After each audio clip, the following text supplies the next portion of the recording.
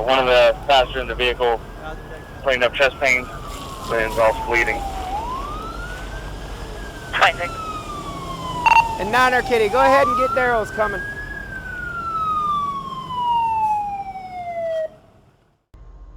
So that was the actual audio from the crash scene via the officer's body cam. That was about 6 months ago, so a little bit of time has gone by here. But what really stands out to me is when I went into the paramedics' vehicle to get the EKGs and everything checked out on my vitals, they mentioned to me, you don't feel anything now, but you're going to feel it down the road, and boy, were they right. The reason I was heading there was I was heading to cover Hurricane Ian through my website, Hurricane City. And I'd like to cover all the hurricanes as much as I can and get in them because of so many copyright issues out there. It's almost impossible to restream anything. So I have to be actually out there to cover the storms. And I was on the way to the West Coast to cover Hurricane Ian last hurricane season. Passed through a small town called Arcadia. And I like to kind of compare it to the Titanic. It was the maiden voyage. There's the brand new truck right up there in the right-hand corner. I mean, it was customized with everything you could need for covering a hurricane. It was a fortified vehicle, had all the bells and whistles, was, state of the art. And just like the Titanic, traveling about 25 knots. I was doing about 30 miles per hour. As you can see from this photograph, the speed limit is 35 miles per hour. So when you look at this picture, you see the Arcadia sign, and notice the mast arm to the right and the pedestrian traffic signal to the left.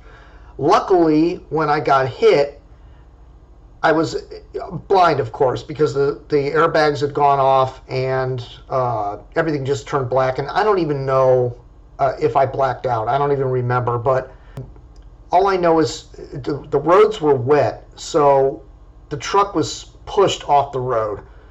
Even though my foot was solidly on the brake, it was being pushed into that Arcadia sign. And it went right in between those two poles. Now, had it hit that mast arm directly, the damage to myself and the vehicle would have been far worse. So I was lucky in the sense that all I did was hit the Arcadia sign itself.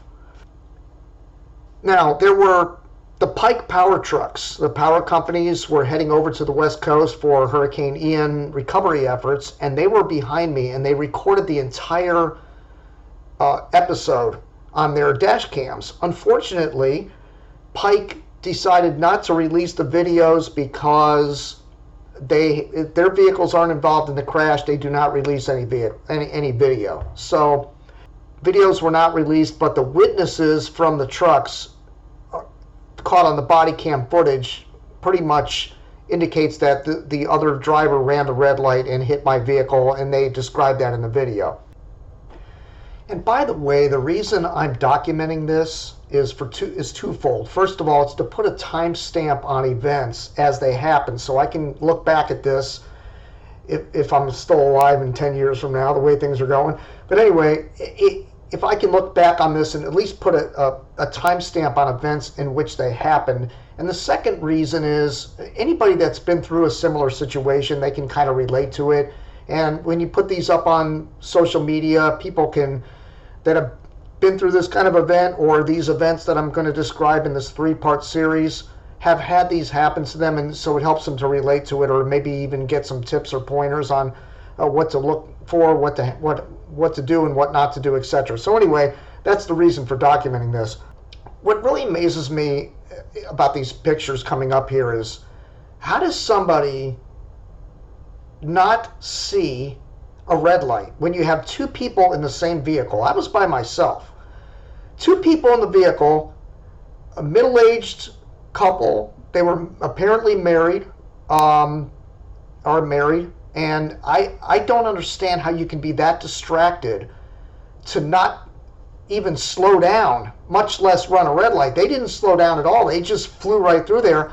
And when you see the pictures and the impact, you have to realize they had to be doing a lot more than 35 miles per hour to cause this kind of damage.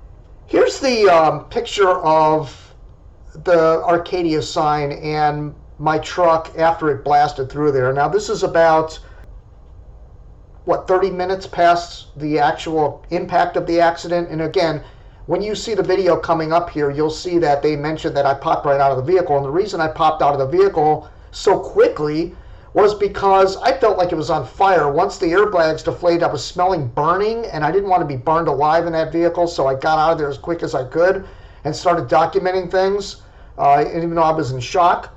But you'll see here in this photograph, the video, the picture shows the vehicle past the sign. So it went through between the post of the sign, underneath the Welcome to Arcadia sign, and went through the other side. And you notice the damage to the back rack was bent backwards. All the windows were smashed in.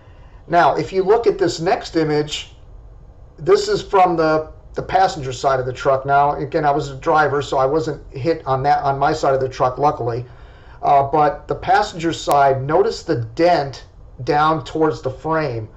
And that shows you how hard they hit this truck, because it bent the frame. It literally, it caused a crack and it bent in the frame. This is a 3500 Dodge Ram. So you have to be going pretty damn fast to cause this kind of damage and to push a vehicle like that off the road. And here's a picture of the truck panned out, and you can see the extent of the damage. And again, it wasn't just the cab that was damaged, the entire bed of the truck was damaged. All the doors were bent. There was a roll shut cover on the roll bed that was destroyed. All the equipment that was in the cabinets was flung out all over the road. I mean, I had gas cans in there. I had chainsaw. I couldn't even find the chainsaw. I was like, where did it even go? I mean, it just boggles the mind how an impact like that can just destroy a vehicle like this. I was shocked. I wasn't anticipating this kind of thing, and I had full coverage on the truck, but had I known what I know now, I would have had the value much higher on the vehicle, because a lot of the accessories weren't covered. They didn't include the bed, which they should have at Progressive, and I'll get to that, at the end of this video. But make sure you fully insure your vehicle for a total loss situation. Next picture, this is the vehicle that hit me. Now, it doesn't look very big. It's one of those mini SUV type vehicles. From what I understand from the Pike guys, she hit this vehicle so hard. You can see the front collapsed of the vehicle. The whole engine is completely torn out of the vehicle. But she spun around in the air after hitting the truck, almost like rotated 360, and luckily didn't flip over but landed on its wheels. The back window had a big hole in it, so I don't even know what happened there. It must have came in contact with my vehicle when it flipped around, and hit the back of it, hit the vehicle as well while it was in the air, and then landed. And again, they had injuries, both of them. She was taken to the hospital, and of course they denied everything. But when you watch this video, you will see clearly that they indicate that she ran the red light, and the ticket will be going to the driver of that other vehicle. Yeah, we'll 51. We'll 51. What happened? She blew through the red light. Okay. Fucking creamed him. Gotcha. We have Sam. Who's the one that's hurt? They're gonna be. They're hurt. He hopped right out like nothing happened. Okay. We do have cameras. We were sitting right at the light. Okay. I don't know if you guys want to access. We're heading to Punta Gorda. Can I get your number? Yeah, that's no problem. And we're from the East Coast, so like I said, we're going to Punta Gorda. Yeah, go do what y'all need to do. Storm. You said you saw it though? Yep. She went straight through the red light? Straight through the red light. Do you remember what lane he was in? He was in front of us. Okay, so he was in that lane and they were coming this way? Yeah, they came across this way and hit him like that. And like I said, that's got Sam Sarah, which is a recording device. So. Perfect. All right. Yeah, let me get a couple more guys, and then we'll get you guys out of here. They're coming now.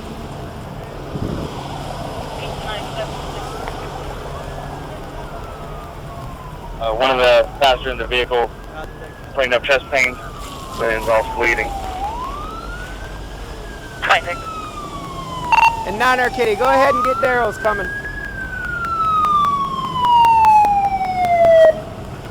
Get ready for both vehicles, just one. At least one for now. I got 28s coming. 26. First 28 is going to be Juliet Delta Mike India 97 JDM I 97. Make sure we 26. get go ahead, everything from them this at fault.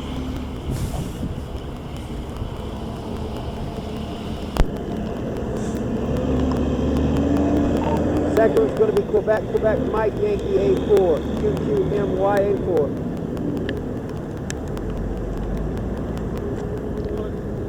Another route. Mess.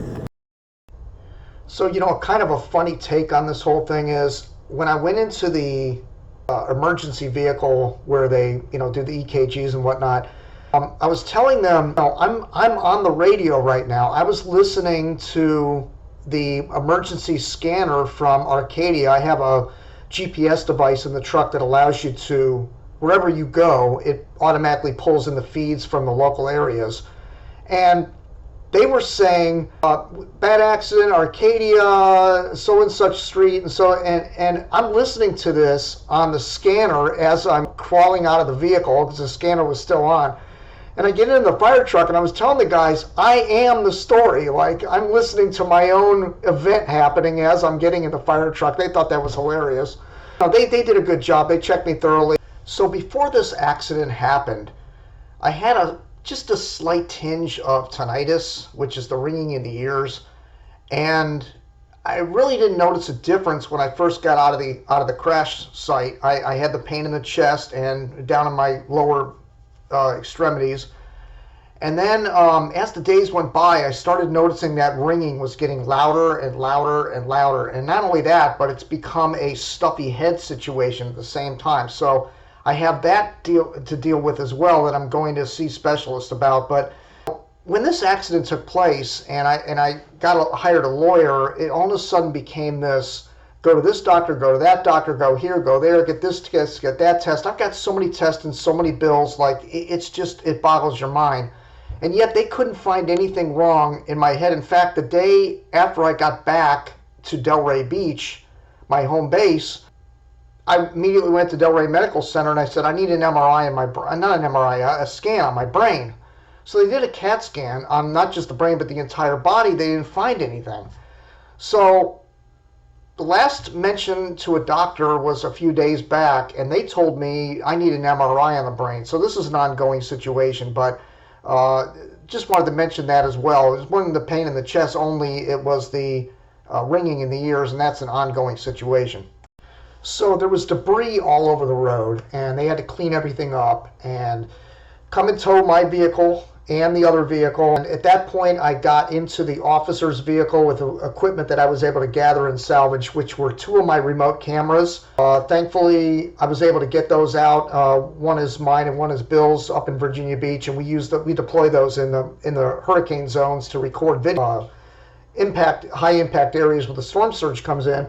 So I get to the police station. I figured, let me go set these cameras up while I'm here. I mean, that's not making a complete loss. So I set a couple of them up, and they ended up getting some decent video. Not great, but Arcadia got hit pretty hard by Hurricane Ian in the long run. But so I had to call somebody to come and get me, right? So I called my wife, and I got good news and I got bad news. And I said, the good news is I might not be chasing anymore. The bad news is you have to come and get me. So she was a good sport about it, and she got in her car and came over in the wind and the rain because Ian was still approaching the coast. It wasn't in yet, it was offshore. And there was some wind and rain, but not anything major. But she was a good sport. She came out there, picked me up. We got home. I left the cameras up, which I'd go back and get at a later time. Then we get to the point where the paperwork comes in, and how do we handle the claims on this? So as I stated, the other driver was taken to the hospital. She didn't realize that there were witnesses to this accident and decided to go ahead and not only file a lawsuit against me, but my business as well. She attacked my liability insurance. So she goes and hires Morgan & Morgan. And they sent all this paperwork over, and I'm just like, this is ridiculous. In the meantime, I had hired my own legal counsel, which a family member recommended from a friend of his, Steiger, Isco and Feiner law firm, which is another big law firm. It's still ongoing litigation at this time, but it looks like I'm not going to get anything. It's going to be below 6 figures, and that's going to be just enough to cover the vehicle. In the meantime, her lawyers, Morgan & Morgan, dumped her because they found out the truth. And what was worse about it is, in the early stages of all the contacting lawyers, I was actually contacting Morgan & Morgan when they already had her secured as a client, and they were going to take me on as a client, which is basically, from what I understand, is like breaking the law. The bar laws, you can't hire the client and the victim and the perpetrator of a crime. I mean, not that this is a crime, but it was an accident. Meanwhile, I stayed with my law firm, and it's still ongoing right now. And also looking back through my paperwork, I found that in a colonoscopy I had several years back, I had a diverticulitis, which can lead to a busted colon. So basically a cough, a crash, steroids, and a perforated colon, diverticulitis could have led to the colon breaking open, which nearly took my life, which is in part 2 of this documentary. I did bounce it off my lawyers about the potential impact from the seat belts and the airbags going off and how much pain I was in after that accident. I couldn't even lay on my stomach when I went to go get the chiropractic work done because the pain was so bad down there. So there's a potential that could have happened, but the time frame between the accident, several months later having the colon bust open on me like this was not in my favor for blaming the accident solely for that reason. My lawyers decided it was not in our interest to go to pursue that angle of it. It might have helped to hurt the case somewhat in the settlement phases, so we decided to go against the accident as the sole reason for the perforated colon.